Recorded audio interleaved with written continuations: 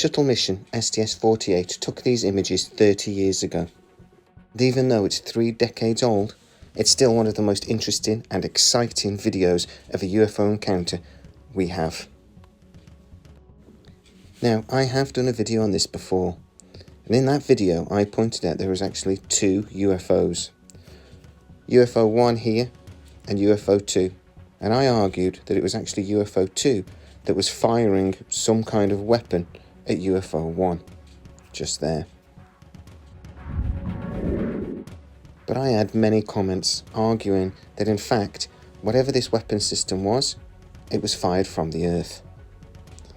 They said that it was some sort of laser weapon fired from Australia. And actually, are there really several UFOs? And do we take more than one shot at them? In this video here you can see a second streak. Is that another attempt to shoot down a UFO?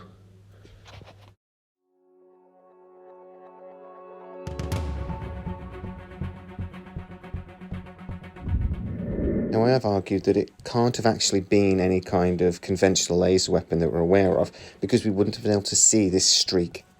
I also don't believe it can be any sort of missile. It's just too fast, and again, I don't think we would see a streak in this way. So, could it be some other kind of weapon? Some other kind of energy-based weapon maybe, or some sort of plasma-based weapon? Now, those sort of weapons are a bit science fiction, and I have no evidence to suggest that we actually have that sort of technology. But there is another kind of weapon, a weapon that is actually in existence today, that might explain this video. An electromagnetic railgun is a gun that uses just electricity, no gunpowder, and oh, by the way, can shoot a projectile like this, well over 100 miles at Mach 7. 7 times the speed of sound. 7 times the speed of sound. So this is an electric gun.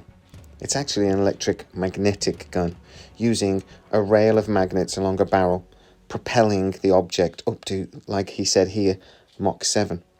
But this is what they're admitting now. And I should say that these videos are actually nearly a decade old, so it will have moved on significantly by now also. But could a weapon system like this existed in 1991? Well, yes. To be honest, the weapon system isn't particularly advanced.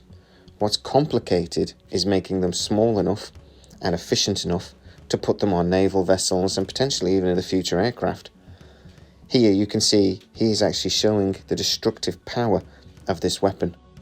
Now, I have to say, any ground-based weapon system capable of firing a projectile into space, well over 250 miles, would have to be significantly more powerful than anything we're seeing here. But like I said, these weapon systems are designed to be mobile. These weapon systems are designed to potentially be on naval ships. I would be talking about some sort of permanent ground-based weapon. So where could such a weapon system be hidden? How would it be powered? Well, I mean, if you had a nuclear reactor connected to one of these weapons, it would be significantly more powerful than what we're talking about in these demonstrations. So that's what I think it would be. And I don't think it would have to be that big. But where would you hide such a weapon? Missile bases from the Cold War, they're still around and being used as everything from homes to museums. Well, now a local base is for sale. The Titan missile base just outside Odessa in Adams County is on the market, and the owner says it is quite a steal. These Cold War nuclear missile silos are massive, and there are lots of them, mostly now abandoned. So could this be used as this type of location to mount some sort of railgun? Well, I would argue it would actually be perfect. You've got the size, they're generally quite remote in their location, and you've got a massive, basically vertical hole to mount the railgun that would obviously be pointing up into space. They were designed to be able to withstand attack. They were designed to be hidden. You could build these in several different locations around the world, potentially, and I think nobody would ever really notice. Nobody would ever really know they were there.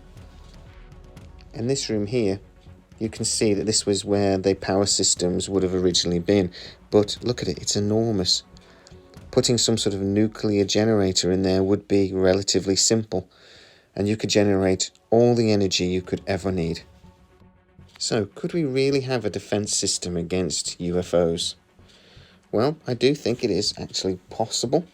I'm not 100% certain I believe it, but when you get bases like this, Pine Gap in Australia, tracking stations, very remote, that the Americans control all over the world, you have to wonder, why? Well, in this case it's because they want to track the Chinese, but they could also be needing to have lots of different locations for their space-based defense system. After all, aiming a weapon like this might not be the easiest task in the world. So, what do I honestly think? Well, I can't actually explain the video. I can't explain how this object turned at a 45-degree angle and accelerated and sped off into space. I cannot explain what that little white streak is that goes flying past it. The really interesting thing about a railgun is that when it fires its projectile, the slug can become so hot because of the speed, it literally melts and becomes a stream of plasma. It's literally a plasma-based weapon. And that plasma would be energetic. We would be able to see it, and it would potentially look exactly like what we're seeing in this video. A streak of white light. So please, tell me what you think. Leave a comment. It's a 30-year-old video. Really, we should be explaining it by now.